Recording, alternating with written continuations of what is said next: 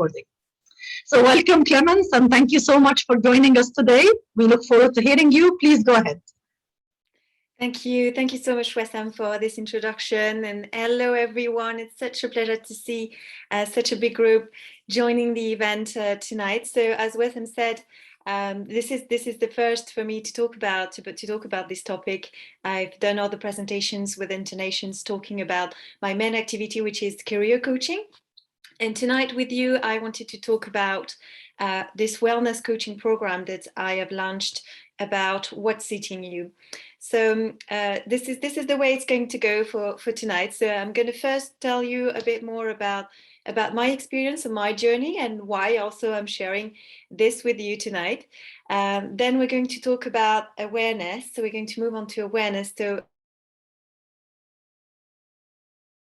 the roots of the cause of the problem in the first place that created maybe this habit or this behavior.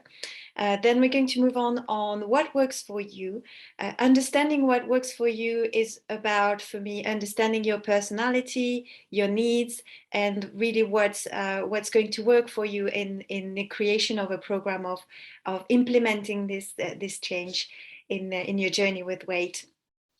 Then I'm going to go for explaining what I mean about this lifestyle change. So for me, it's really about transforming your lifestyle by reshaping your diet and your habits, and also changing your references and programming these new habits in your life. And also about how to sustain the plan in the long term, working in a progressive way, always personalized. We're looking, as I said earlier, at what works for you, who you are, what is your personality, what are your needs, and building on your strengths, not on your frustration, building on what works for you, which is really a special approach, I believe, that enables it to work better.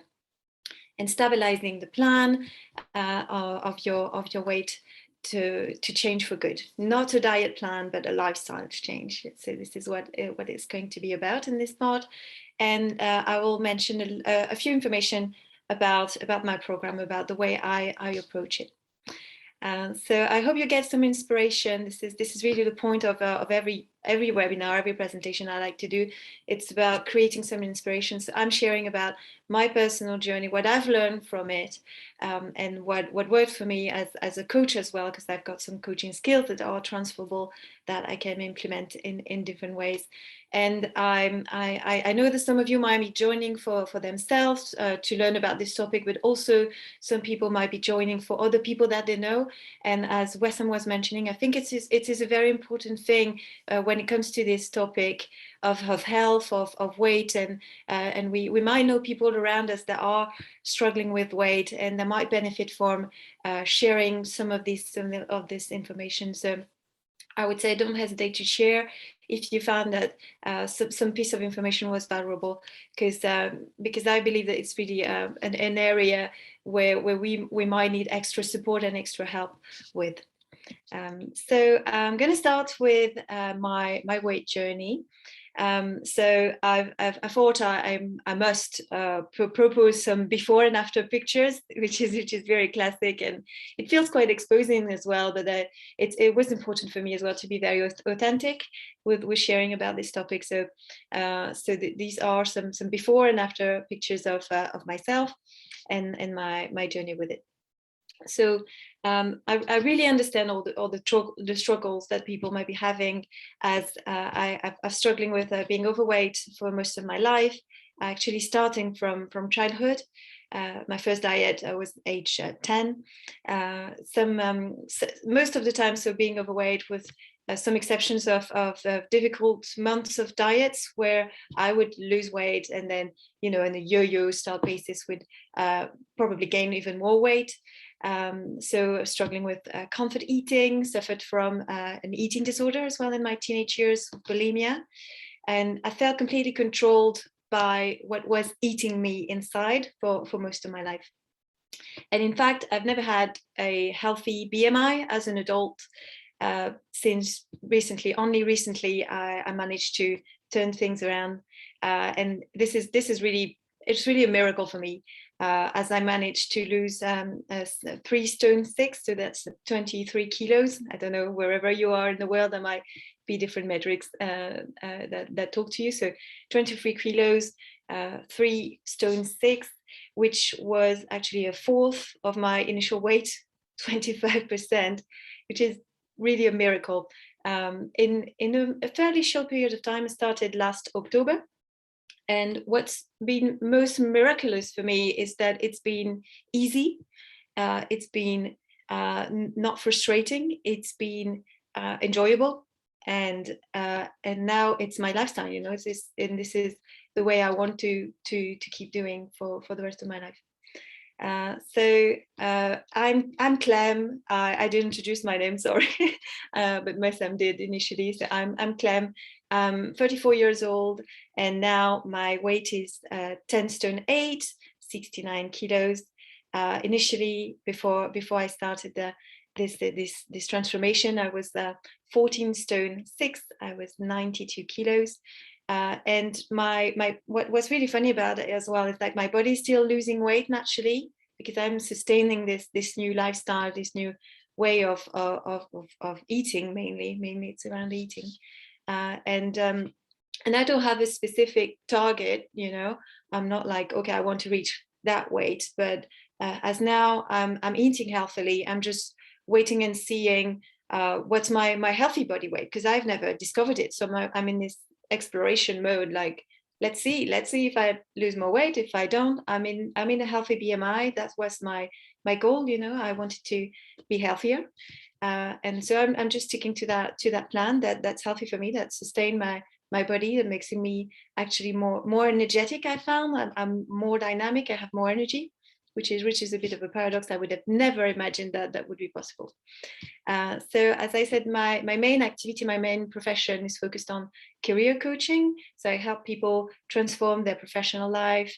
I help people as entrepreneurs, as job hunters, and I help them also build that mindset, you know, this inner game, to become this higher version of themselves and becoming happier. So I thought that those skills can be beneficial. And what has worked for me has been a mixture of therapy, of coaching, of meditation. And I've tried to implement all this and integrate all this into this coaching program that I've created. But I thought it's still interesting, even if you're not necessarily interested in joining a program, but to maybe understand what I have learned, and I'll be sharing about that, what I've learned and what principles and what I've understood about this process that has worked for me. Which is the point, of course, to be able to share inspiration and help people as much as I can.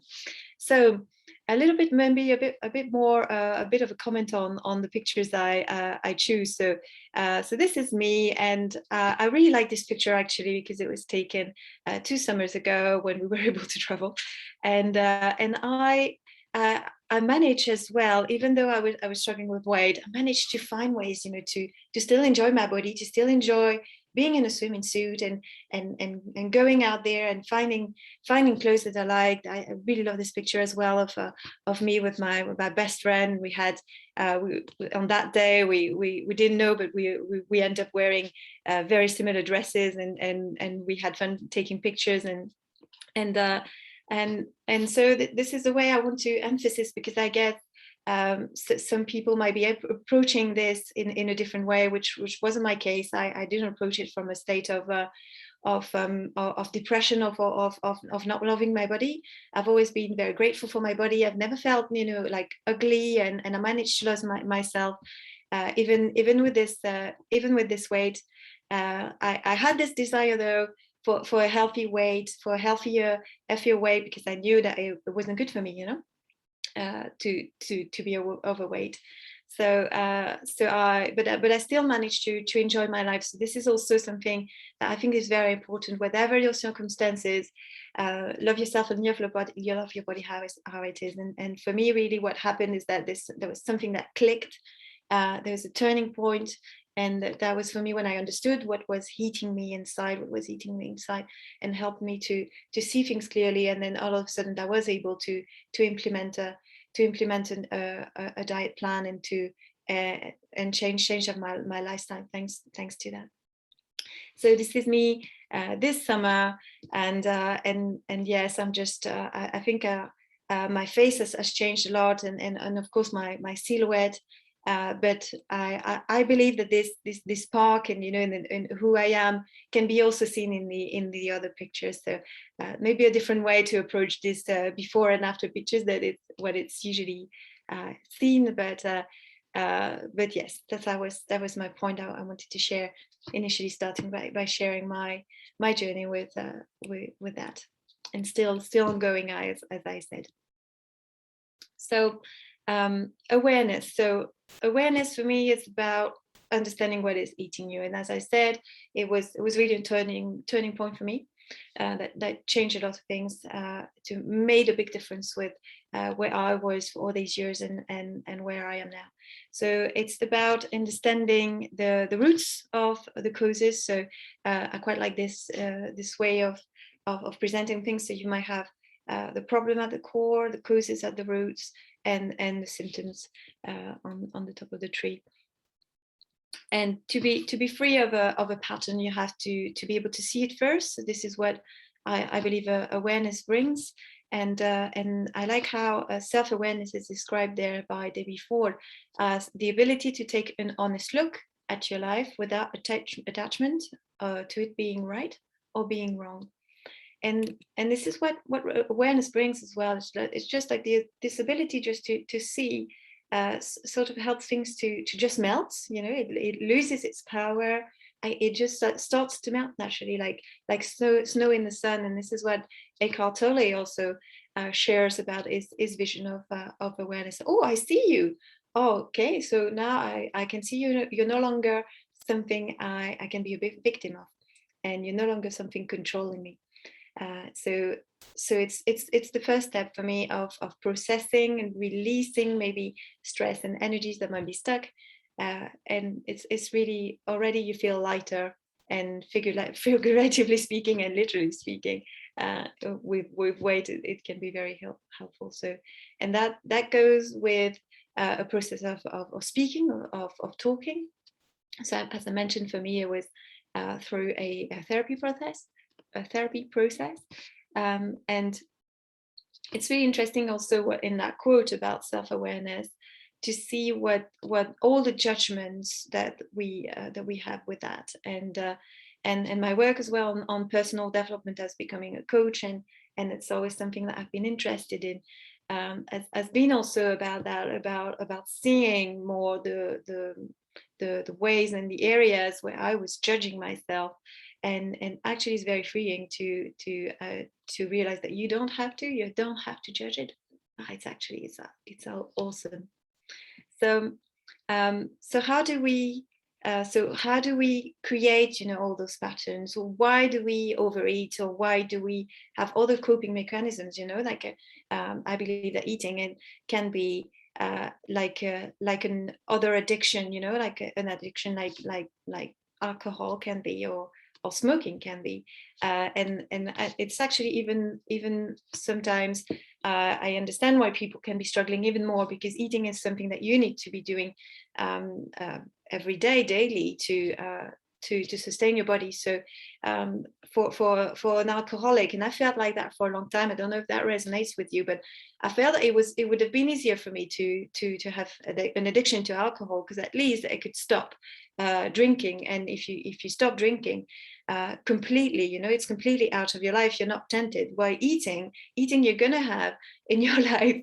You're going to have a relationship with eating. You're going to be eating again. And I found that very difficult, because for me, it was only even the starting eating that would create some cravings, and I basically couldn't stop by overeating and etc. So eating is I think a coping mechanism, and a symptom that is probably hidden as well a lot, that people might not realize, or can be hiding it because we have to be eating, in a daily basis.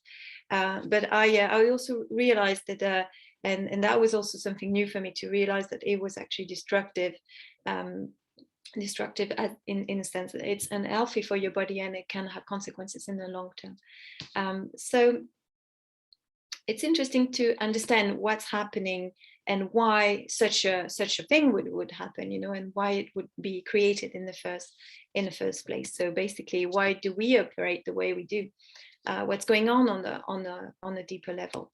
And for that, I believe that we need to go back to understanding how the ego in the human development in psychology is created, and it gives perspective on how it works. So it develops in childhood, yes, in everyone has got that, whether we had the happy childhood or not, and it's connected to a very primitive side of the brain, which is actually a coping mechanism. So it's really this master of coping mechanism. It's here to keep you safe and help you fulfill your needs. Just as a reminder, this is Maslow's pyramid of hierarchy of needs. So the ego is here to help you make sure you've got enough for your can't say that tonight. Physiologic, your needs on the physical level. That'll be easier. Your safety needs, that you are loved and you belong, your esteem, and your self-actualization. And it's really interesting to realize that that actually the ego initially is here to protect you and to make sure that you've got enough. You know, this is mine. For example, typically when you see that in children, and to keep yourself in a more emotional or effective way as well, which would be the first coping mechanism that the ego creates naturally. Thinking that it's your fault, that if something is happening for you that might not be nice, the first sort of belief that is created is it's my fault, which then leads to there is something wrong with me.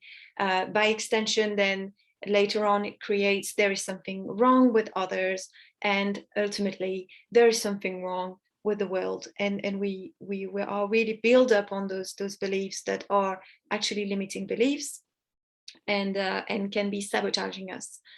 So this is basically what ego creates, and that everyone has got. And in some extreme sort of cases, when maybe there is the situation is a bit more strained, and or there can be some kind of traumas, the individual can create those coping mechanisms that we mentioned around addiction, for example, as a response to cope with the world and the situation. So basically, this is what happens. And I like how in ancient traditions like Buddhism, there is this invitation to look at the ego. So again, we're at the space of this invitation of awareness, and this invitation again to transcend it. So it's not about fighting it or killing it and being like, okay, I need to get rid of that. This is bad for me. But it's the first step is actually just seeing that it might not be true. It might not be real. For example, the voices that I can be hearing in my head might not be real. The voice that is not supporting me, the voice and the emotions that can be connected to that. And an invitation to transcend that, to transcend what doesn't serve you anymore. While it was useful as a child in the development to really overcome these first obstacles of life and to create those coping mechanisms which were really important for the survival in the early development. But maybe there's a way to let that go and work on a different system, you know, create a different system. Oh, a different system. Sorry about that. And I like how in this picture there is this idea of transcending, so the E, and so when you take out the E like that, what is left is go. So you actually be able to be who you are, you'll be able to take actions and transcend those limitations. So again, the ego is here to serve us initially. We need it to survive, and later on we can let it go and change our relationship with it. So just to give you a little bit more information on what I've learned and what I found accurate, there might be other ways to approach that about the ego. more in details, I would say. So what the ego would develop is different saboteurs. So this is the principles of positive psychology. So positiveintelligence.com, you can check on this website. It explains these all this theory around saboteurs and judge. And what I really believe is that it gives this the same idea around the ego, but just with a little bit more details on how it can actually express itself in everyone, in every individual, because we are all unique. We have all our unique fingerprint, literally and figuratively. We have our unique personality. Even as a newborn, we can already see that a baby is different to another one. It's got its things, its personality that is unique, its essence, and we don't behave the same way. So, of course, we're not going to react in the same way, even if in the same family we know that siblings might not be developing the same. They all will be developing an ego, but they might take different ways, and they might have problems here and there, while the other person might have problem here and there. So we don't develop in the same way, and then we don't develop necessarily the same habits or programs or operational systems. And I like the fact that we can identify tendencies with this framework, and it helps again to get some clarity and awareness about how maybe we're operating. So in this principle of positive intelligence, there is a judge master saboteur. So the judge master saboteur is the voice in your head telling you there's something wrong with me, with others, and with the world, the situation, as I mentioned before. So this is this overall underlying sort of judgment. And in positive intelligence, they express the idea that the judge is the universal saboteur, affecting everyone. It's the one that beats you up repeatedly over mistakes that you might have been doing, warning you obsessively, waking you in the middle of the night, for example, on fixating things that might sound familiar, like you can't think of something else, and you think about the same event over and over again, and you can't get to sleep. And it's actually activating other saboteurs and creating stress and happiness and etc. So it's really an internal thing, as you can see, and it describes as well in this in positive intelligence. It describes other saboteurs, and it's really nice to see actually how we might have to some extent we might have a little bit of we might all have a little bit of them inside of us, but we might have possibly one or two accomplished saboteurs that are stronger than others in ourselves. So it's really interesting to identify that, and that it really helped me as well. So we're going to start with the one in the middle, the pleaser. So the pleaser saboteur is the one that indirectly tries to gain acceptance and affection by helping others, pleasing, rescuing, or flattering others, losing the sight of its own needs, and becoming resentful as a result. So really thinking about others all the time, but having expecting something from them. Then we've got on the top left corner, we've got the controller. So the controller is really anxiety-based, needing to take charge and control situations and people's actions over and over with my own will, my way. And it creates high anxiety and impatience when that's not possible. Then just below, we've got the stickler. Stickler is about being perfectionist and needing order and organization, but to an extreme, taken too far, which also sabotages a lot of things. The hyperachiever, so you can see in the middle, the first row in the middle, the hyperachiever, so is dependent on constant performance and achievement for self-respect and self-validation. Highly focused on external success, leading to unsustainable workaholic tendencies, loss of touch with deeper emotional and relationship needs. So that's the hyperachiever. You've got as well the victim, so that's the last line in the middle, the victim, so he's emotional and temperamental as a way to gain attention and affection, with an extreme focus on internal feelings, particularly painful ones. So a modality, really I'm being a martyr all the time in considering myself a victim. Right, then we've got the avoider, so that's the bottom line on the left, focusing on the positive and pleasant in an extreme way, avoiding difficult and unpleasant tasks and conflicts. So really, I don't want anything negative near me. I'm avoiding as much as I can, which also creates a lot of sabotage, of course, in one's life.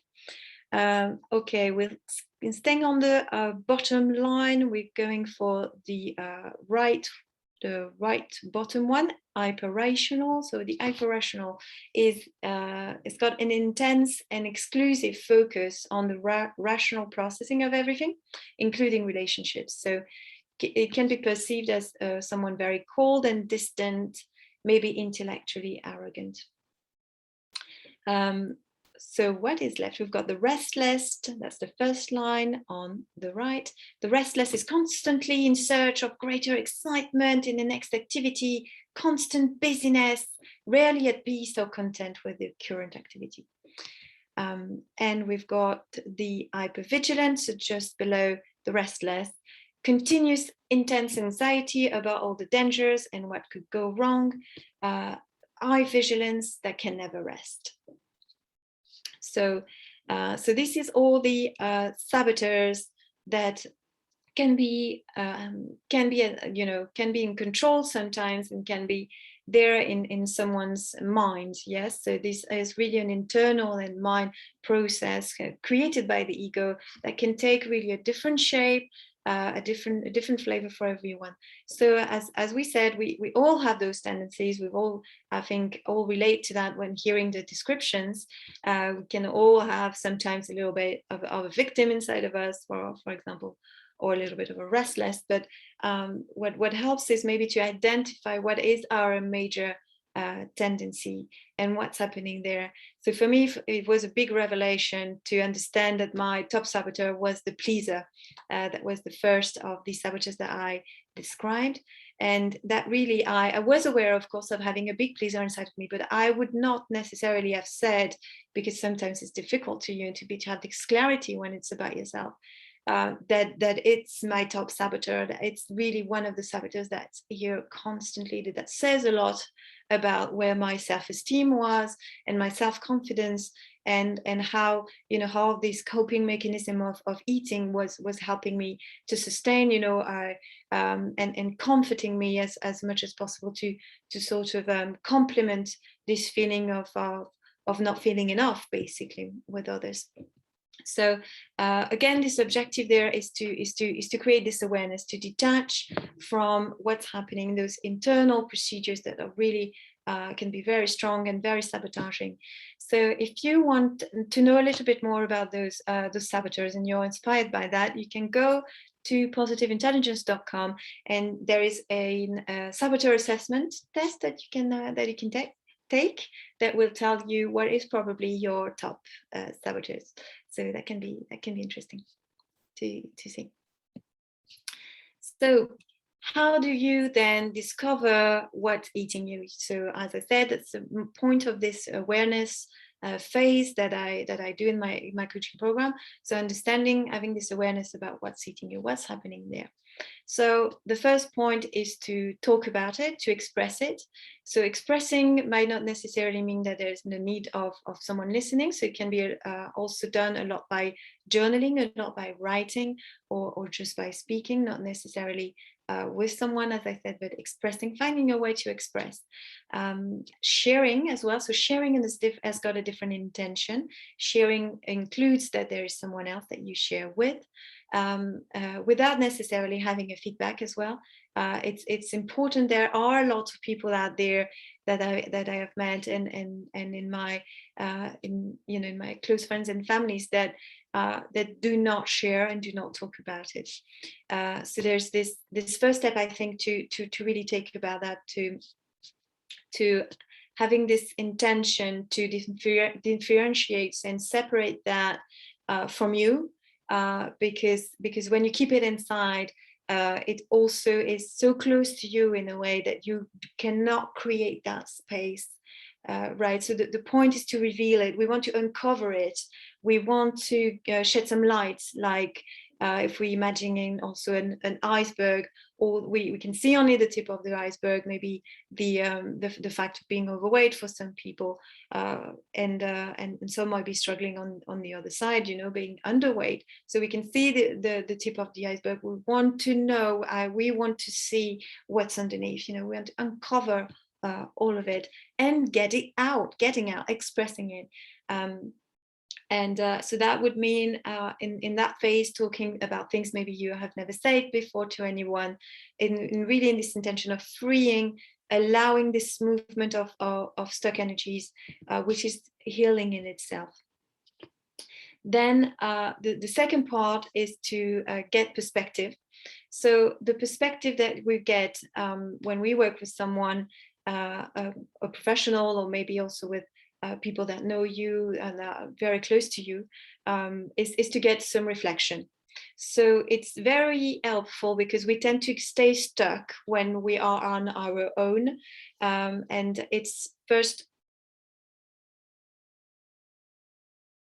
very, very powerful. And funnily enough, what it does as well is that it grows the empathy towards yourself. It grows that ability to be more empathetic towards yourself, more gentle and more loving, which is really so important again in this healing, this self-esteem, this healing, this relationship with yourself. And the third point is getting guidance. So getting guidance is different to getting perspective. When you talk about someone to these type of issues, because it includes being guided with the right questions. So that can be done through coaching, and that can be done through therapy as well. So this process is really about resonating with someone else's unconscious, and that really enables you to see things that you wouldn't see. So that's also part of the perspective aspect. But what the guidance does, it's opening pathways, and maybe opening, for example, memories and things from the past that you could have forgotten, that cannot be conscious for you at that moment.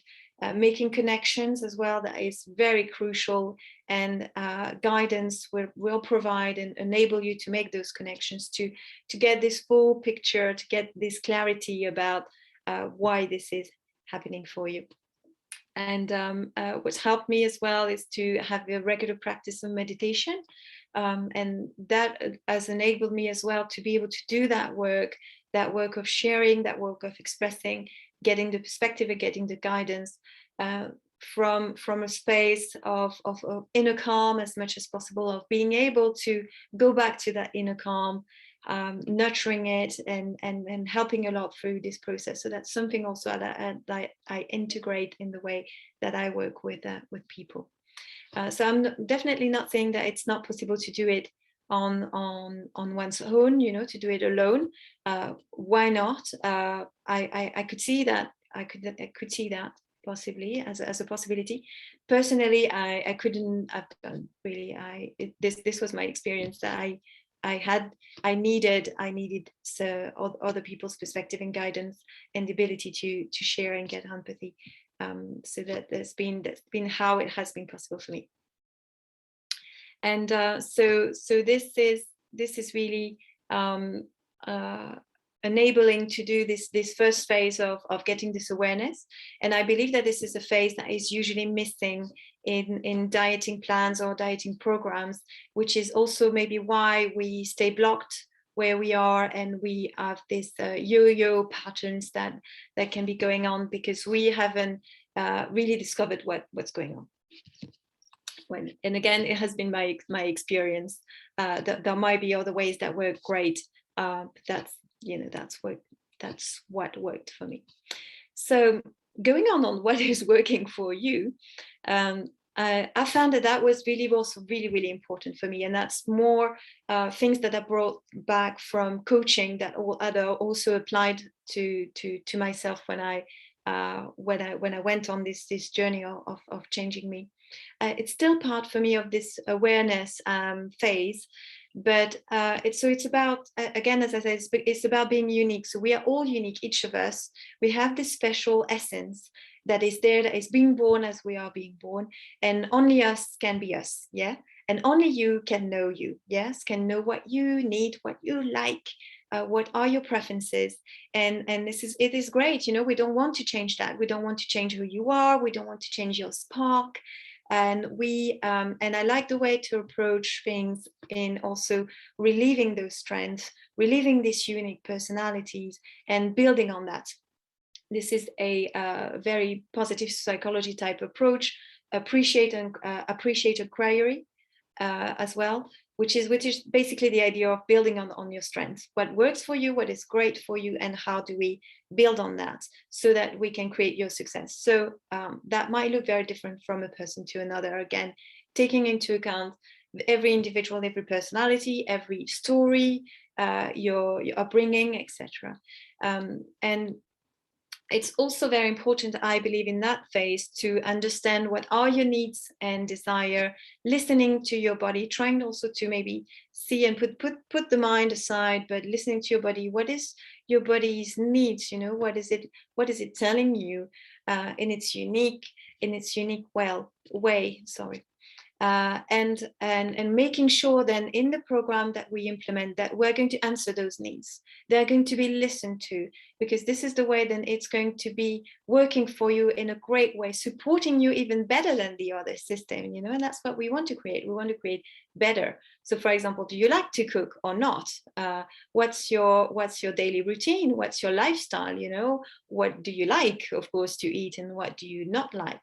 And what's important for you or not, So, and our job together, and me as a coach, is to find those solutions, find those healthy ways to answer your needs, accepting that you have differences, accepting that you have the physiology that you have. We have different physiologies. We're not equal in this respect. We all know people that are able to eat whatever they can and never put any weight on. That's the way we are. This is something important to accept. We have different physiologies, and having clarity about that also really helped me.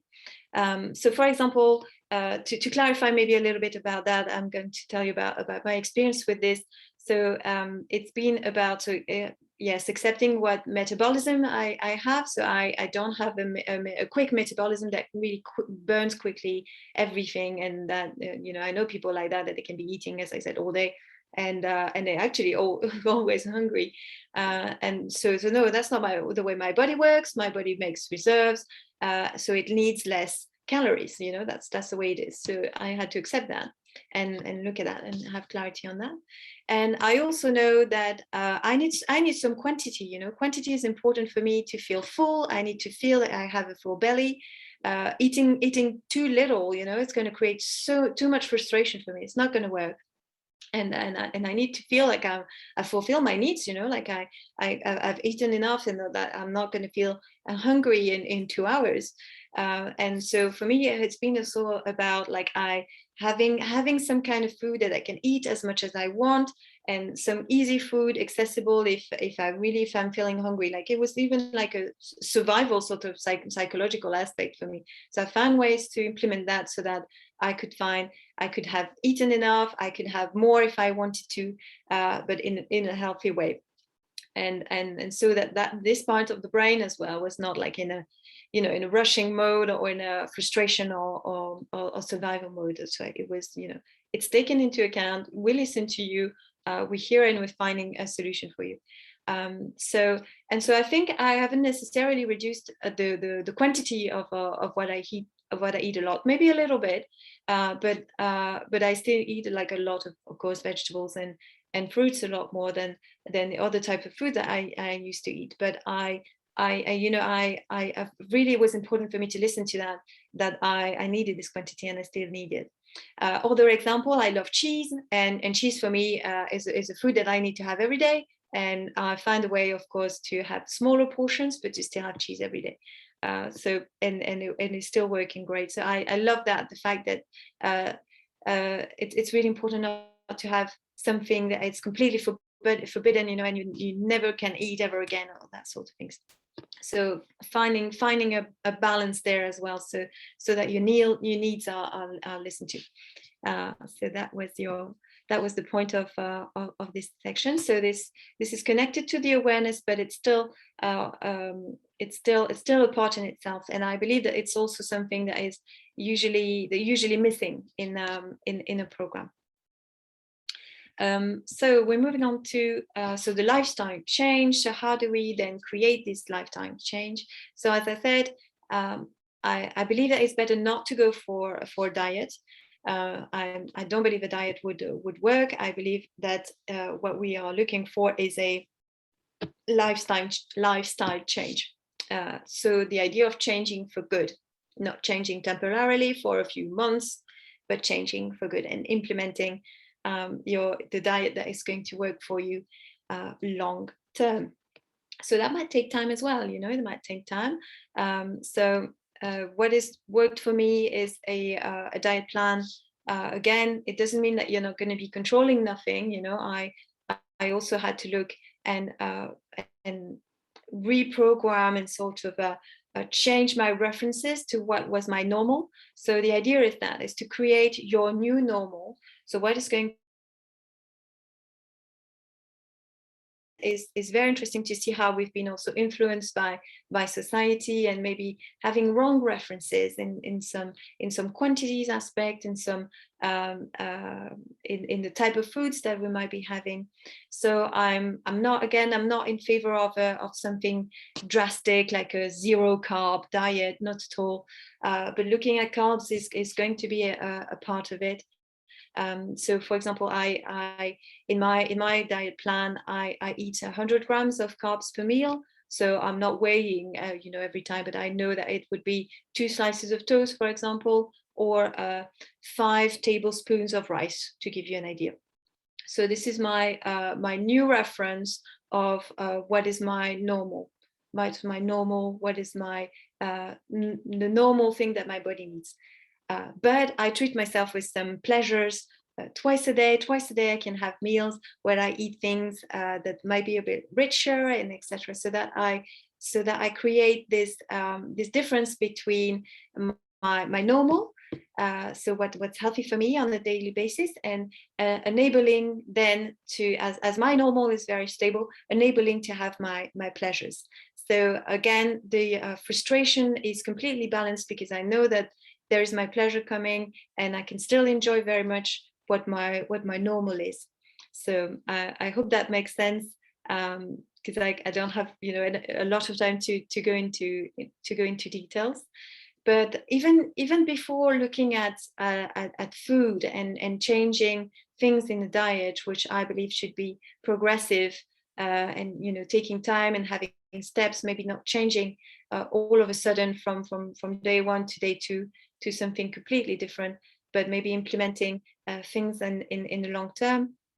I would also start as well with meditation and mindfulness tools, exercising that can be implemented also to help change this lifestyle, to help change the approach to the way we can eat and things like that.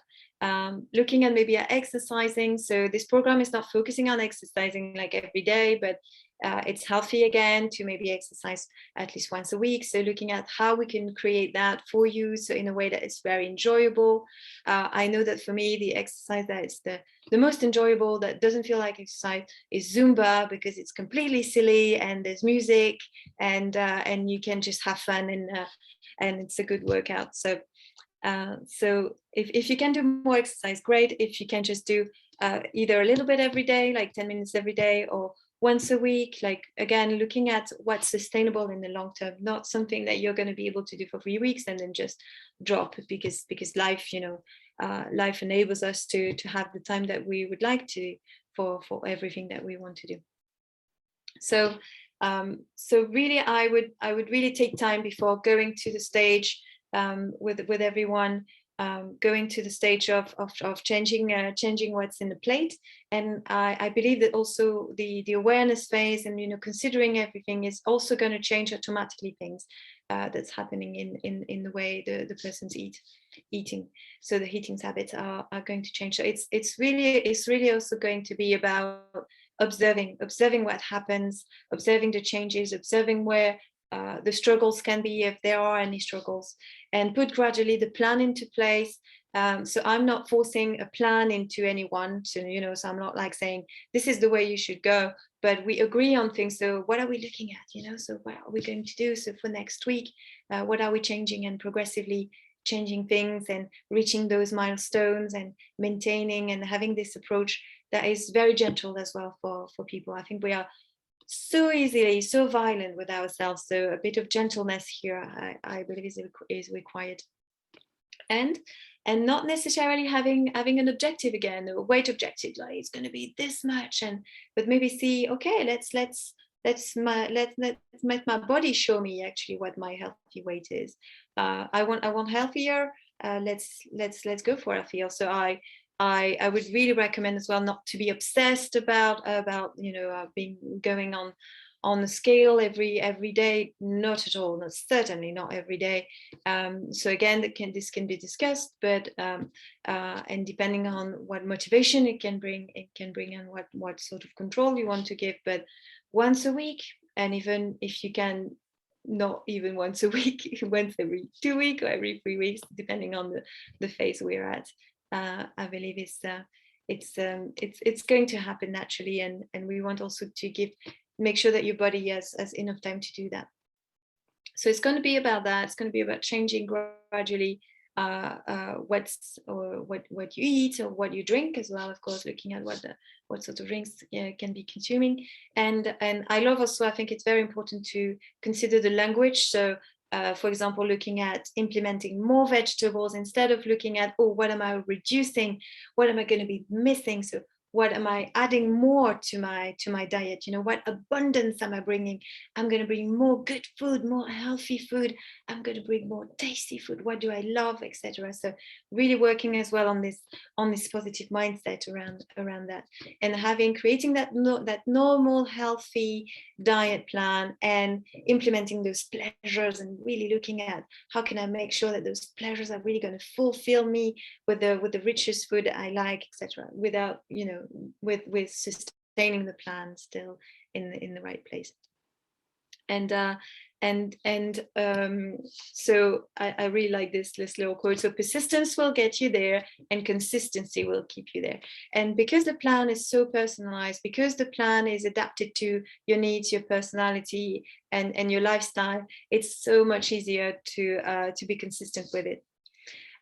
So the accountability aspect is so important. So I wanted to have a slide just for that, to talk about that, because this is really one of the things that enables to stabilize in the long term. So this is why a lot of programs work in a group, or some people go on a diet with someone, like it's happened for me, like going on a diet plan with my sister, for example, in my case. That's happened over the years, so that you create this accountability. So and what this accountability brings is first it's creating a lot of support, then it's creating structure. So it's really difficult to have some structure for ourselves. When you're on your own, it's very difficult to have some structure and some organization around it, and having a date, like, oh, when is it the next time we have a meeting, etc. And what am I going to do for this next meeting? What is my plan? Helping with this structure. Again, we're talking about something so deep, so personal, that it's really easy to get hijacked again by those saboteurs and auto-sabotage ourselves. And this is what the accountability is crucial. The accountability helps us finding solution when there are struggles. So instead of quitting or getting stuck, this enables to make progress when some obstacles or some struggles can be arising. Avoiding distraction and self-sabotage.